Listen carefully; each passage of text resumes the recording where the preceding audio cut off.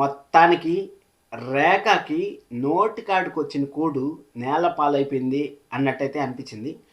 ఒక్కసారి కాదు, 2 సార్లు కాదు, 3 సార్లు అయితే ఆస్తి పేపర్లపైన సంతకం పెట్టించుకోవాలని ప్రయత్నాలు అయితే చేసింది. ఆ ప్రయత్నాలన్నీ ఆశలు అడియాసలు అయితే అయిపోయాయి. ఆ అడియాసలతో పాటు ఇంకొక బిగ్ ట్విస్ట్ అయితే బయటకైతే వచ్చింది.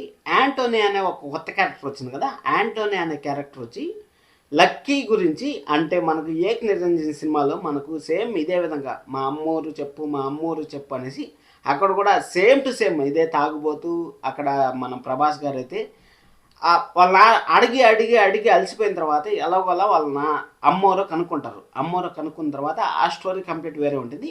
ఇక్కడ బ్రహ్మముడి సీరియల్లో మనం చూస్తూ ఉండేది నిజమా కాదా, అసలు ఏం జరగబోతుంది అనే దాని గురించి మాట్లాడతాం. లైక్ చేయండి చాలు, మీరు సబ్స్క్రైబ్ చేసుకోవద్దండి. అలాగే హైప్ కొట్టకపోండి మీ ఇష్టం. ఇంకా టీఆర్పీ రేటింగ్స్లో బ్రహ్మముడి సీరియల్ మనకు టాప్లో రావాలని నేనైతే కోరుకుంటాను. మీరు కోరుకుంటా ఉంటారో తెలుసు. అలాగైతే లైక్ చేయండి.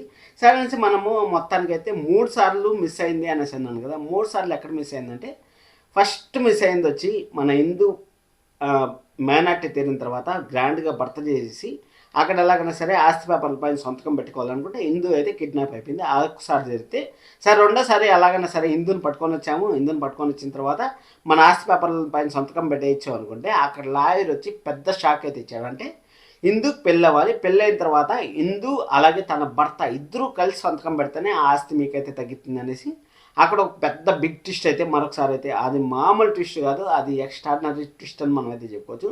అది అయిపోయిన తర్వాత ఇంకా ఎట్టో గట్ట రేఖ తన ప్రయత్నాలు తను చేసుకొని మన రాజు దగ్గర అయితే రాజు ఇంట్లోంచి బయట పంపించేసి ఎలాగైనా సరే ఆస్తిని కాజేయాలనేసి ప్లాన్ చేసిన తర్వాత మన రాజు అయితే మరొకసారి అయితే అడ్డుకట్ట అయితే వేసాడని మనం అయితే చెప్పుకోవచ్చు.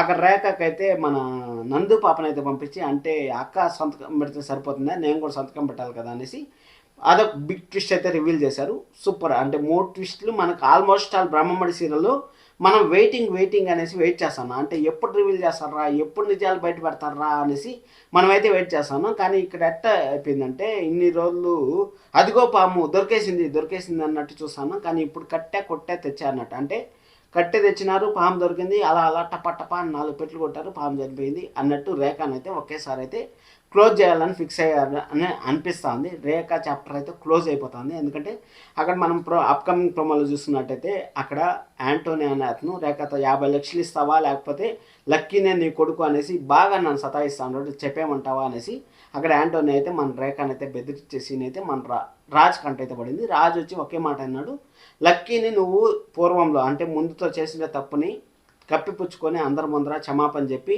లక్కీ నీ కొడుకుగా యాక్సెప్ట్ చేసుకో, లేకపోతే నేనే అందరి ముందర నిజం బయట పెడతాను అనేసి మన రేఖనైతే కంప్లీట్గా ఇరికిచ్చారని మనం అయితే చెప్పచ్చు.